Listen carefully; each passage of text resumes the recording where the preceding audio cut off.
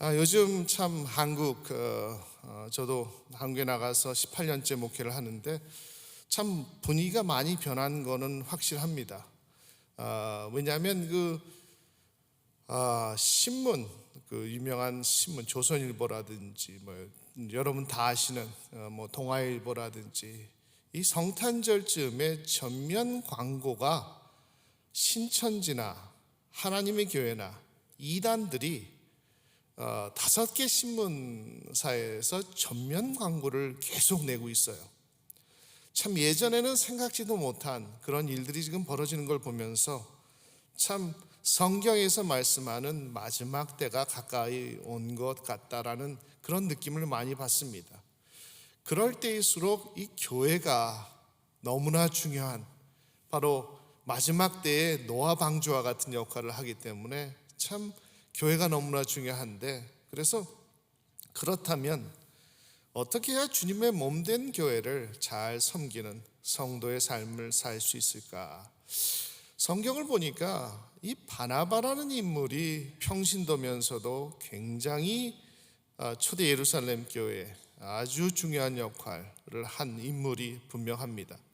왜냐하면 성경을 보면 여러 번 반복된다는 것은 중요한 인물이라는 것을 강조하기 위해서 단어가 반복되든지 비슷한, 그래서 이 성경 전체를 보면 제일 많이 등장하는 이름 중에 하나가 다윗이죠. 다윗, 하나님의 마음에 합한 자. 이 다윗이 성경은 간접적으로 강조하는 겁니다. 이 사람이 중요하니까 이 사람을 잘 따르고 살라는.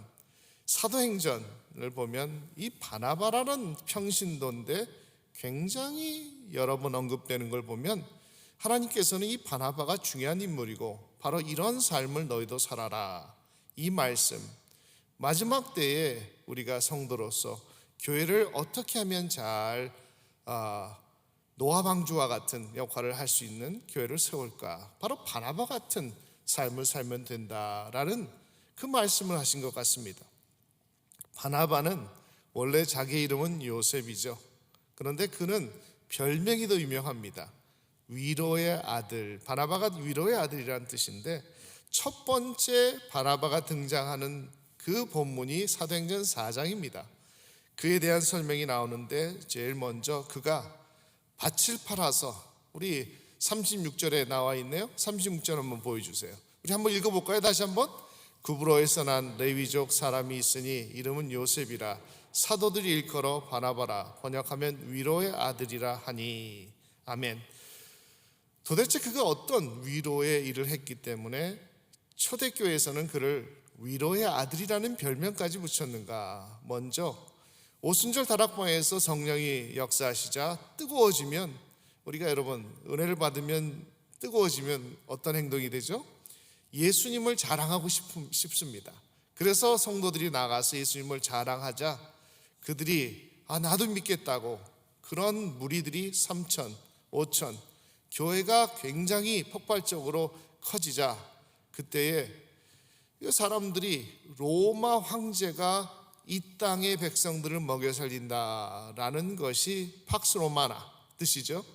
그런데 교회에서는 그가 아니라 예수님이 바로 우리를 먹여 살린다, 이 말을 강조하기 위해서 교회에 와봐라, 교회에서는 가난한 자들이 없다, 그 일을 한 것이 바로 사도들과 성도들이 가난한 이들을 자기의 재산을 팔아서 그들에게 나눠줌으로 그런 평안을 살았다.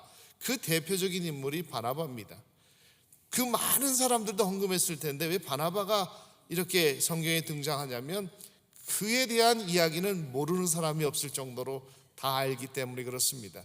우리 한국에 보면 우리 연예인들 중에서도 굉장히 기부천사라는 별명을 가진 사람이 션이라는 힙합 가수죠. 션.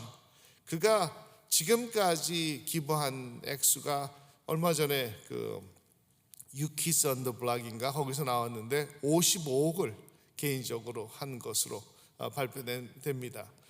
그런 식으로 바나바가 초대 예루살렘 교회에서는 정말 자신의 재산과 모든 것을 팔아서 교회를 세우는데 협력했다는 겁니다. 교회를 세우는 일에 협력하는 일, 여러분 참 중요하죠. 많은 사람들이 요즘 어떤 추세냐면 젊은이들은 교회는 안 나가는데 예수는 믿겠다, 이런 분위기가 요즘 청년들, 한국에서는 그렇습니다. 예수는 믿겠는데 교회는 안 나간다. 여러분, 이것은 대학은 입학했는데 대학교는 안 가겠다는 것과 똑같습니다. 예수님께서 이 땅에 하신 대표적인 일이 두 가지죠. 첫 번째는 십자가에서 우리의 죄사함을 위해서 돌아가시고 3일 만에 부활하신 그 사역. 두 번째는 제자들을 키워서 교회를 세우신 겁니다. 그래서 우리의 모든 신앙생활의 첫 걸음은 교회에서부터 시작됩니다. 교회에서 상처받고 힘들고 다 이야기하시죠. 저희 교회도 젊었을 때 교회에서 싸우는 걸 보고 교회 나갔다가 다시 아이가 크면서 교회에 와서 그 신방 가니까 그런 자신의 그 이야기를 이야기하시는 분들이 꽤 계시는데, 여러분 교회에서는 그 과정이 훈련 과정입니다. 힘들고 어렵고 부딪히고 하는 모든 과정을 통과했을 때 제대로 된 하나님께서 쓰실 수 있는 그런 성도가 되어가는 것이죠.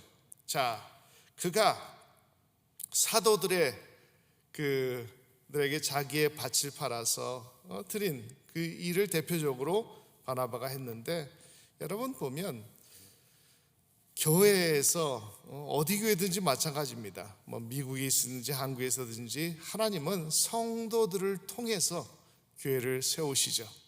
교회는 이 공동체를 세우시는데 정말 특별히 교회 안에서 하나님께서 쓰시는 사람들이 다 다르게 있습니다.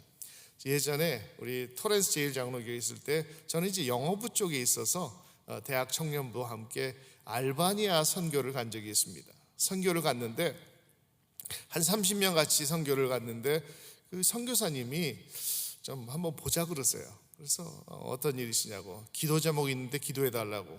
기도 제목이 뭐냐 물어보니까 지금 거기는 이 이슬람권이 무슬림들이 많이 늘어나서 무슬림들은 뭐 사우디아라비아라든지 중동에서 대대적으로 투자를 해서 건물도 잘 짓고 또 환경도 좋아서 청년들이 그쪽으로 많이 가는데, 우리는 지금 교회당이 없어서 교회가 필요한데 교회를 우리도 좀 세워야 되는데 목사님 좀 기도해 달라고. 그러면 생각하신 교회가 있으시냐 그랬더니 얼마 전에 미국에 있는 그 루터 교단에서 선교사님들이 와 있다가 철수하는 그 건물이 나왔는데, 아주 원래는 12만 불짜리인데 그 당시만 하더라도 뭐 2000년 1990년도 말이니까 지금 원가로 뭐 세금 내고 다 하는 것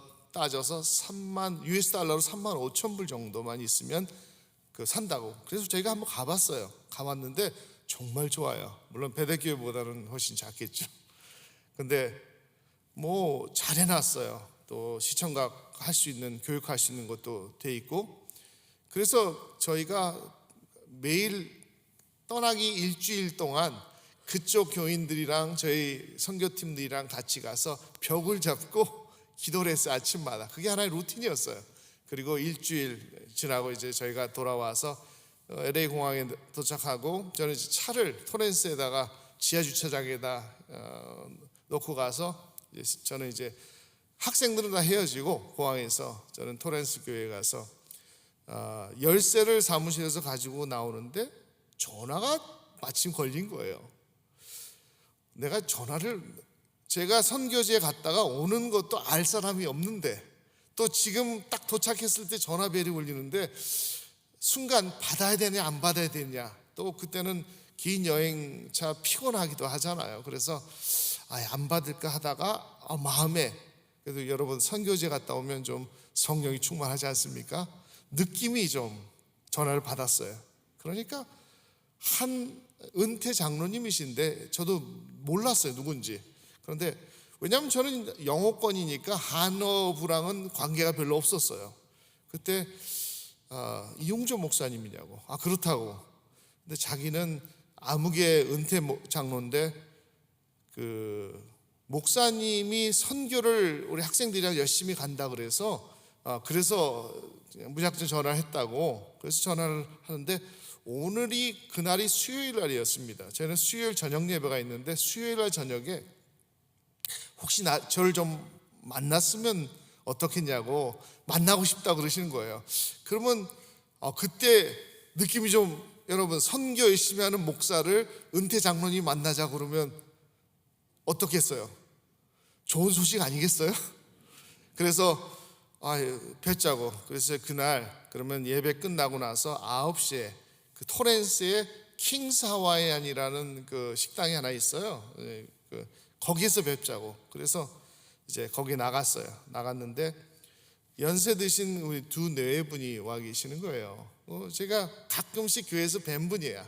그래서 저를 알아보시고 일어서서 제가 같이 테이블에 앉았어요.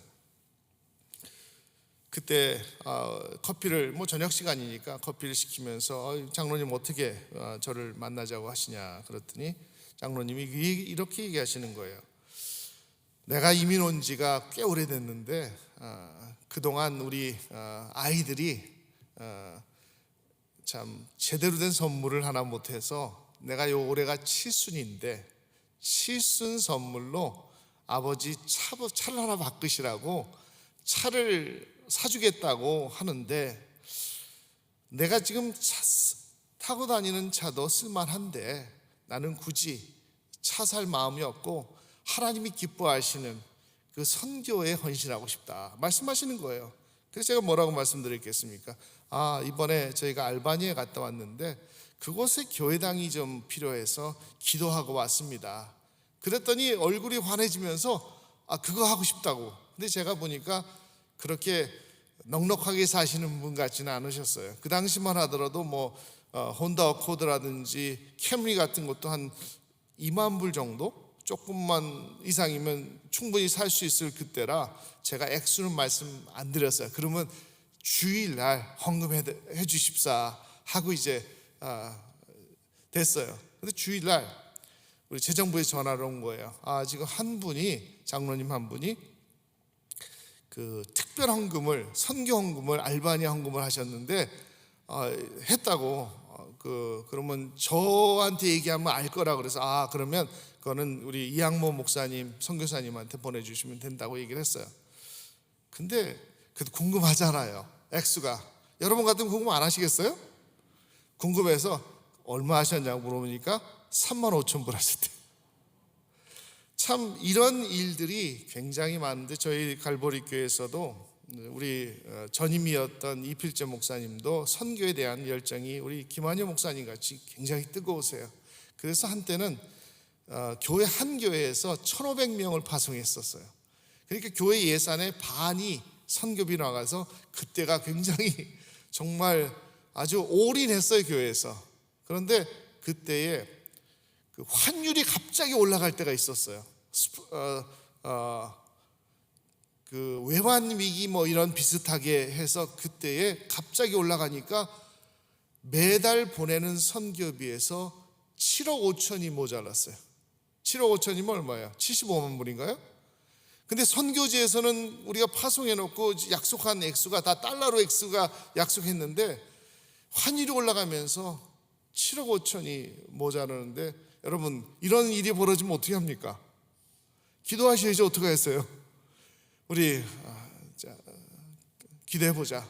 그런데 수요일 날 어떤 젊은 한 40대 중반 내외가 그 수요일 예배 시작, 저희는 7시 반에 예배인데 한 7시 정도에 찾아오신 거예요.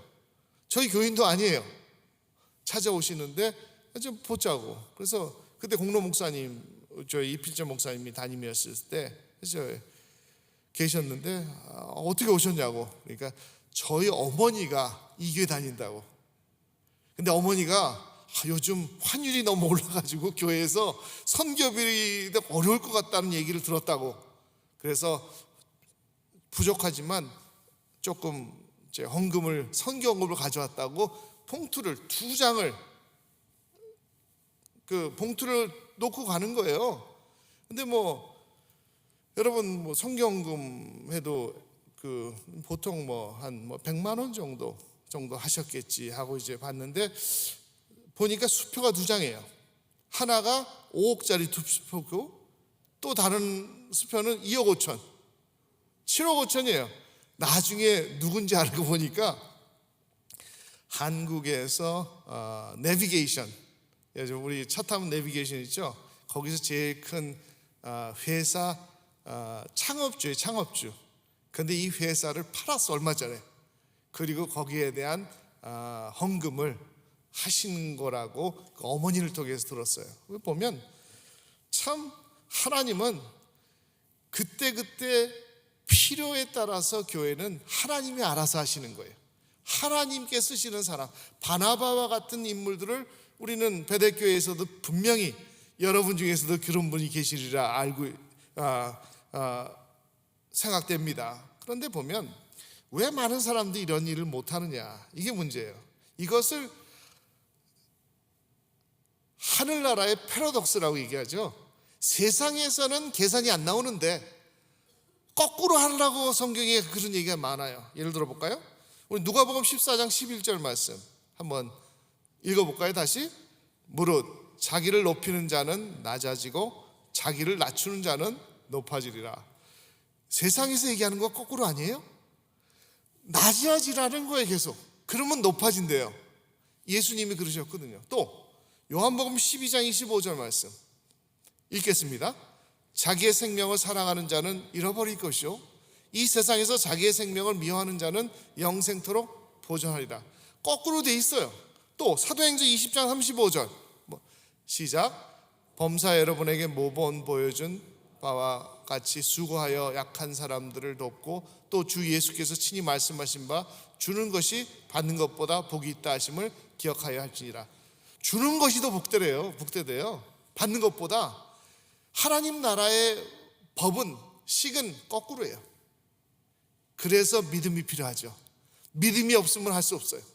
하나님의 말씀을 믿고 행할 때 역사가 나타나죠. 한번 저희 갈보리 교회를 예를 들어볼까요? 저희 초대 목사님이 박조준 목사님이세요. 영락교회에서 개척을 하셔서 삼성동에서 뭐 다른 거 다 빼놓고 37년 동안 저희도 봉사 선교 엄청나게 했어요.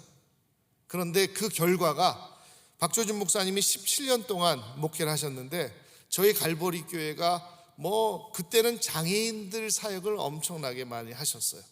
그런데 그 결과 17년이 지난 결과가 어떻게 됐느냐. 처음 개척할 때 교회 부지가 295평 시작했어요. 그런데 17년 이후에 그 많은 봉사를 하고 남는 게 3,302평이 교회 부지가 늘어났죠. 그리고 이필재 목사님이 11년 동안 목회하셨는데 3,302평에서 말씀드렸잖아요. 1,500명 각 개인 교회에서 후원을 하면 뭐 수백만 불이죠. 해마다 그렇게 10년 동안 했어요. 그러니까 거의 그냥 예산의 반 이상은 선교비로 다 썼던 시절이 있었어요. 그런데 결국 은퇴하실 때 보니까 3,302평 부지에서 6,305평이에요. 그래서 분당 우리 교회 이찬수 목사님이 저희랑 한 200m 거리에 있어요. 우리한테 제 친해요. 같이 설교도 부탁하고 저도 가서 설교도 하고 하는데 목사님이 할 때 보면서 항상 얘기해요. 부자교회가 우리 교회를 볼 때마다 부자교회라 그래요. 실제 부자교회가 아닌데. 근데 지금 제가 부임하고 9년째 담임 목회를 하고 있는데 저도 작년에 제신임을 받았어요. 우리 그런 것도 우리 이찬수 목사님이 좀 가끔씩 쓸데없는 일을 하세요.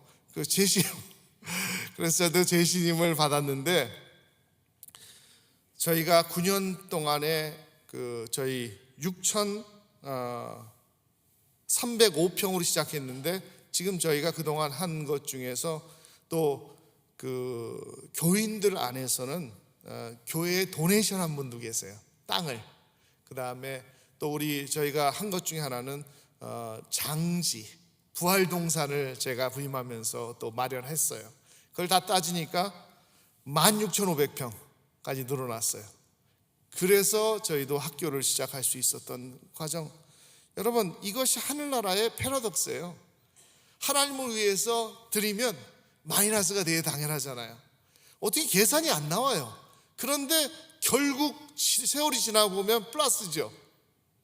우리 이런 얘기는 베델교회도 정말 여러분들 피부로 느끼실 거예요.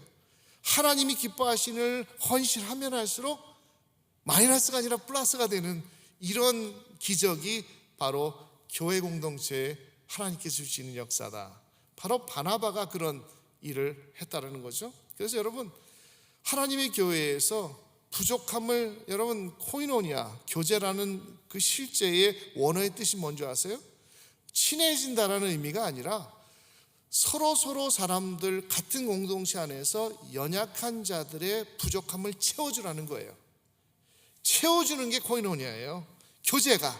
그래서 한 공동체에 있을 때 서로 예수님께서 보여주신 것 같이 사랑하고 베풀며 살았을 때 교회는 더 든든히 세워진다. 또 바나바가 두 번째 한 일. 여러분, 바나바가 또 언제 등장한 줄 아세요? 사도행전 9장에 등장해요. 26절과 27절 말씀 또 읽겠습니다. 사울이 예루살렘에 가서 제자들을 사귀고자 하나 다 두려워하여 그가 제자됨을 믿지 아니하니 바나바가 데리고 사도들에게 가서 그가 길에서 어떻게 주를 보았는지와 주께서 그에게 말씀하신 일과 다메섹에서 그가 어떻게 예수의 이름으로 담대히 말하였는지를 전하니라. 아멘. 그 바로 전에 바울이 스데반을 죽이게 하는 주동자였죠.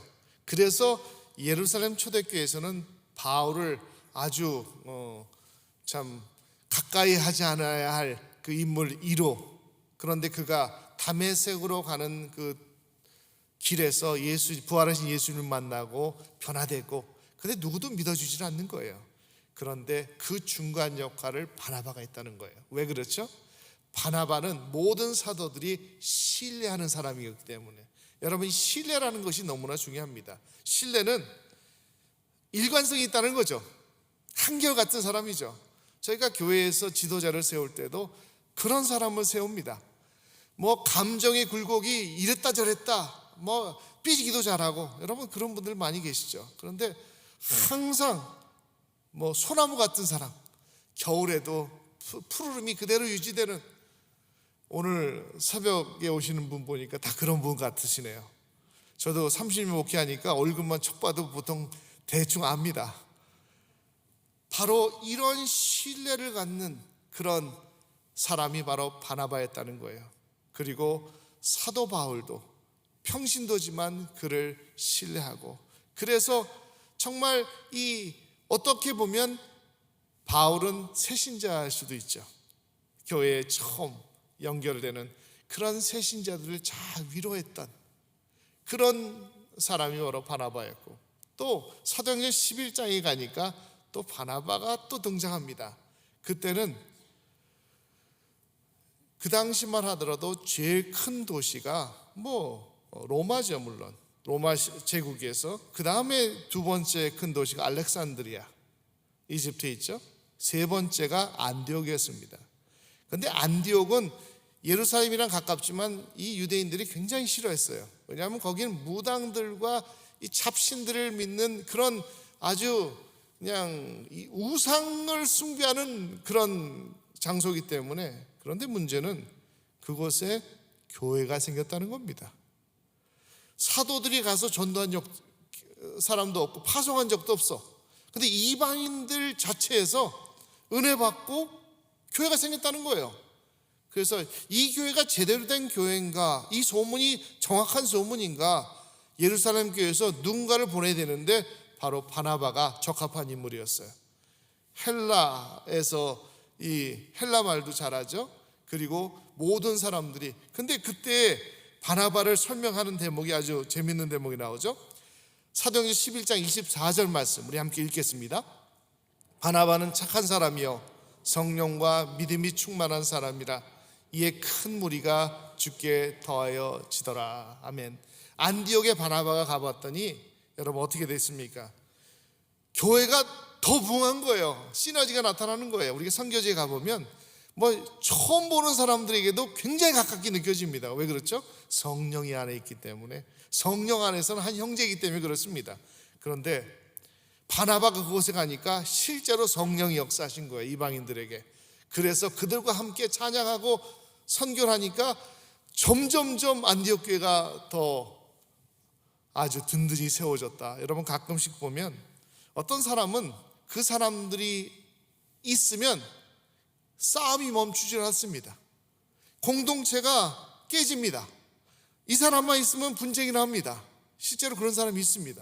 어떨 때는 사탄이 역사하는 때도 있죠. 가장 연약한 자들을 계속 부추겨서 비판적인 말만 하게 하고 부정적인 말만 하게 하는 그런 사람이 있습니다. 어떤 사람은 있으나 마나 그 사람이 왔다 갔는지도 잘 몰라요. 존재감이 별로 없어. 그냥 주일 예배도 드렸다 갔다가 왔다 갔다. 참 이분은 너무너무 안타까워요. 교회가 어떤 위치인지 몰라. 예수님께서 그 사도 바울이 에베소 5장 25절 이런 말씀했죠. 우리 아내랑 가족들을 예수님께서 자기를 죽기까지 사랑한 교회를 사랑한 것까지 사랑하라. 예수님께서 교회를 사랑하신, 왜? 자신의 몸된 교회이기 때문에. 얼마나 사랑하시겠어요. 여러분 몸 사랑하시죠? 그런 교회를 우리가 사랑할 때 주님께서 축복 안 해주시면 공평하신 하나님이 아니시죠. 그러니까 그런 이 하나님의 임재, 또 에베소서 1장 23절에 여러분 가끔씩 그 여행을 가보면 산에 올라가든지, 진짜 이번에 저는 파사디나 이쪽에 살다가 이쪽 얼바인에 왔는데 교회가 위치가 왜 이렇게 좋아요? 여러분 못 느끼시죠? 근데 외국에 갔다 오면 정말 이 베델교회 위치는 정말 하나님께서 여러분 택한 백성인지 믿으시기 바랍니다.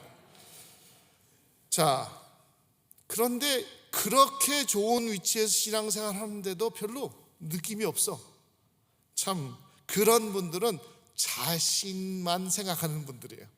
가끔씩 우리 교회 공동체에서 보면 자신만 생각하시는 분들은 별로 재미없어요, 교회 생활이. 그런데 교회 생활하면서 이웃들을, 다른 사람들을 생각하면 그들을 위해서 희생하는 사람들은 교회 생활 너무너무 재밌는 거예요. 그래서 칼 바르트가 얘기했죠. 우리 인간들에는 두 종류의 사람이 있다. 거울같이, 거울을 보는 거울형, 또 창형. 창형은 뭐예요? 우리가 삶을 통해서, 자연을 통해서 창과 같이 통해서 예수님을 바라보는 사람이고, 또 거울 같은 사람은 항상 나만 신경 쓰는 사람이에요. 내가 이 교회 가서 뭘 얻을까? 내가 오늘 오늘 점심 맛있는 거 메뉴가 뭐지? 온통 자신의 관심이 있는 사람들은 별로 재미가 없다는 거예요. 근데 바나바는 그가 존재 자체만으로도 부흥이 일어나는, 여러분 이 안디옥 교회는 전혀 바나바랑 관련이 없는데 그가 가서 함께 하니까 숫자가 늘어나는 부흥의 역사가 나타나는 거예요. 즉 선교지를 위로하는 자가 바나바였어요.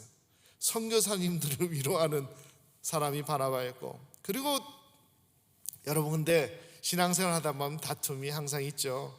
하루는 어떤 여집사님이 믿음이 없는 남편, 토요일날 저녁인데 내일 주일이니까 좀 교회 좀 가자. 근데 이 남편이 아주 그냥 고집이 세요. 안 나가게.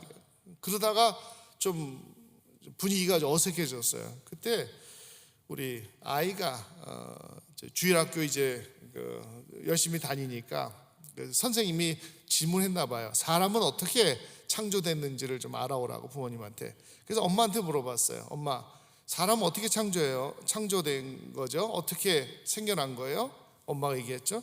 하나님이 아담과 하와를 흙으로 창조하셔서 하나님이 창조하셨단다.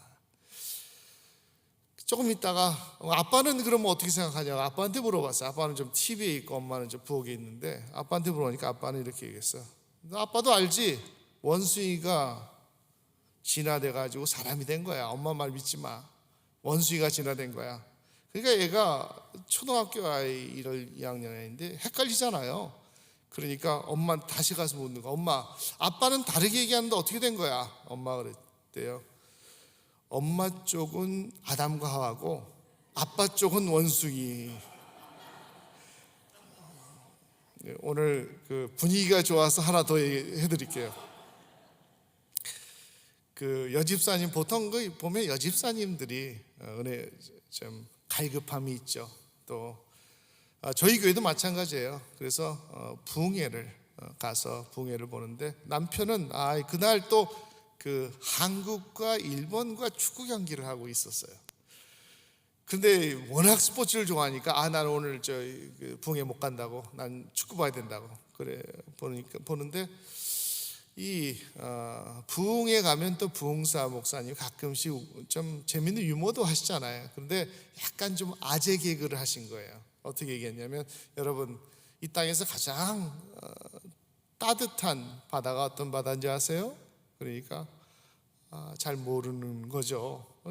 여러분 같은 그런 표정이었어요. 거야 아마. 네, 사랑해입니다. 사랑해. 여러분 다 같이 우리 서로 사랑해요. 인사하십시다. 이런 식으로 시작을 했어요. 근데 이 여집사가 나 그러면 남편한테, 이 남편이 조금 경상도 사나이 같이 무뚝뚝했나 봐요. 나 요 농담을. 그러니까 여러분 가끔씩 보면 그 설교를 할 때도 핵심이 그게 아닌데 다른 걸 가지고 가서 은혜 받았다고 하신 분도 가끔씩 있는데, 이 집사도 집에 이제 부흥회가 끝나고 집에 가서 남편 TV를 보고 있는 남편 옆에 앉았어요. 여보 오늘 목사님이 너무 재밌는 얘기를 해줬는데 얘기해 줄까? 열심히 축구를 보는데 옆에서 얘기하니까 안 하다가 계속 옆에서 얘기하니까 그래 해봐. 그러니까 목사님이 이 세상에서 가장 따뜻한 바다가 어디냐 물어봤어. 여보 당신 알아? 몰라. 막 그러니까 계속 하니까 나중에는 이 남편이 딱 정색을 하면서 와이프를 보면서, 그래 안다. 열바다다. 가끔씩 이렇게 또 좀 분란이 있을 때도 있어요, 교회 안에서도. 그런데 성령이 역사하고 바나바 같은 인물이 있으면 그 부분이 해결된다는 거죠. 그런 과정을 통해서 우리가 또 신앙을 경험하는 게 아니겠습니까? 마지막 사도행전 15장에 여러분 1차 선교여행 때 바나바가 자신의 조카인 마가를 데리고 사도 바울과 함께 선교를 갔는데, 밤빌리아에서 마가가 부잣집 아들로 태어나서 좀 고생을 잘 모르다가 갔다가 중간에 그냥 돌아온 거예요. 그런데 바나바가 다시 한번 마가에게 기회를 주자는 거예요, 사도 바울에게. 근데 사도 바울은 원칙주의자죠. 안 된다. 이런 하나님의 그 귀한 사역을 하다가 중간에 돌아간 그런 애는 더 이상 나는 못한다. 그래서 그때 헤어졌어요. 바나바는 마가를 데리고 구브로로 가고, 실라와 바울은 이제 빌립보 쪽으로 가는 역사가 일어나잖아요. 거기에 바나바가 또 등장하죠. 그런데 여러분 세월이 지난 다음에 어떤 일이 벌어진 줄 아세요? 디모데후서 우리 보여주세요. 디모데후서 4장 11절 읽겠습니다. 누가만 나와 함께 있느니라. 네가 올 때에 마가를 데리고 오라. 그가 나의 일에 유익하니라. 아멘. 디모데후서는 사도 바울이 로마 감옥에서 가장 순교하기 전에 쓴 편지죠. 어떻게 됐어요? 그동안 마가가 굉장한 일꾼으로 성장한 거예요. 하나님께서 정말 쓰셔. 그래서 그 마가가 마가복음을 쓴 장본이 됐죠. 그 뒤에는 바나바가 있었습니다. 바나바는 다음 세대 그 후배들, 어린 자녀들을 잘 위로하고 세웠던 그런 인물이었다는 겁니다. 예전에 한경직 목사님이 우리 남한산성에 계실 때 우리 또 그 후배 목사님들, 곽선희 목사님한테 직접 들은 얘기예요. 몇 목사님들이 이제 그 인사차 또 새해가 되고 인사차 이제 찾아간 거예요. 그러니까 같은 목사끼리 만나니까 한경직 목사님이 속에 있는 말을 털어놓으신 거예요. 목사님들 나 요즘 너무 불편하다고. 뭐가 그렇게 불편하십니까? 난 지금 설교도 하고 싶고 좀 하는데 하나님의 종으로서 설교를 하지 못하는 게 너무너무 죄송스럽고 참 그냥 안타깝다는 말을 그냥 안에 있는 말을 얘기한 거예요. 그러면서 얘기하니까 곽선일 목사님 얘기를 했대요. 그 목사님 요즘 어떻게 지내시냐고. 그러면 설교를 안 하시니까 나 동네 다니면서 동네 이 집 저 집 인사도 하고 또 사람들 동네 사람들한테 같이 좋은 대화도 나누고 이런 생활한다고. 목사님, 바로 그겁니다. 목사님이 웃으면서 사람들을 반겨주고 그냥 그 자체가 설교 아닙니까? 목사님이 그렇게 계시는 것만 보더라도 우리에게는 큰 은혜가 되고 설교가 됩니다. 그랬더니 한경지 목사님이 척 보더니 얘기했대요. 곽선임 목사는 역시 설교를 잘해. 그 얘기를 하셨대요. 여러분, 바나바, 평신도. 근데 그가 도대체 왜 이렇게 사도행전에 여러 번 나오는가? 그는 참 교회에 부족하고 연약한 자들을 잘 세워주는 그런 위로의 아들, 성도였어요. 그리고 또 선교지나 선교사님들, 참 뭐 처음 보는 그분들도, 알지도 못하는 그분들, 안디옥에서도 그분들을 열심히 섬겼고 위로해주는 또 위로의 사람이었고, 또 사도 바울, 초신자죠. 또 교회 처음 나온 새신자들, 뭐 잘 알 필요도 없고 관심도 없는 사람들을 챙겨주고 식사하러 오시자고, 또 우리 또 구역 예배도 참석하시자고, 새벽에도 오시자고 열심히 전화도 하고 잘해줬던 그런 새로운 성도들을 잘 위로했던 위로의 사람.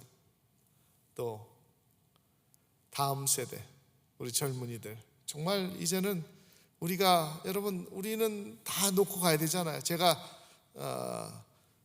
예언의 은사는 없어도 제가 예언할 수 있어요. 100년 후에 지금 이 자리에 계실 분 한 분도 안 계실 겁니다. 저를 포함해서. 그러면 이렇게 좋은 교회 공동체를 계속 신앙적으로 잘 이끌어갈 수 있는 자녀들을 잘 세워야 되지 않겠습니까? 그래서 저는 김환희 목사님 정말 지혜로우시다고 봅니다. 우리 자녀들을 잘 키워내는 거기에 올인하시는 그 사람이 바로 바나바였다는 거예요. 마가를 잘 위로해서 정말 그 당시에 없어서는 안 된 사도 바울도 마가는 꼭 좀 데려와라, 나에게 꼭 필요한 인물이다, 그런 인물이 된 그런 바나바였다는 겁니다. 여러분, 제가 이 질문 한번 드릴게요. 여러분은 베델교회에서 여러분의 별명이 뭡니까? 여러분의 별명이 뭡니까? 저는 특히 새벽에 오신 여러분들은 여러분의 별명이 베델교회의 바나바 되시길 바랍니다. 교회에 부족한 부분이 있으면 거룩한 열정으로 먼저 나서는 겁니다. 또 다음 세대 젊은이들이 참 신앙적으로 힘들고 또 참 참아주고 또 보살핌이 필요하면 안아주고 격려해주고, 새신자 또 선교지, 그런 바나바, 위로의 사람, 베델교회 위로의 사람 다 되셔서 또 여러분의 이름도 주님 생명책에 여러 번 등장하시기를 주님의 이름으로 축원합니다. 하나님 아버지, 감사합니다. 저희들 이 새벽에 불러주시고 참 바나바를 통해서 어떻게 이 마지막 때에 성도의 삶을 살지를 말씀해 주시니 감사합니다. 저희들 위로의 사람, 격려의 사람 될 수 있도록 우리 이 땅에 함께한, 지금 이 시간에 함께한 모든 이들에게 베델교회의 바나바라는 별명이 붙여질 수 있도록 역사해 주옵소서. 모든 영광 주님께 올려드리오며 예수 그리스도의 이름 받들어 기도드렸습니다. 아멘.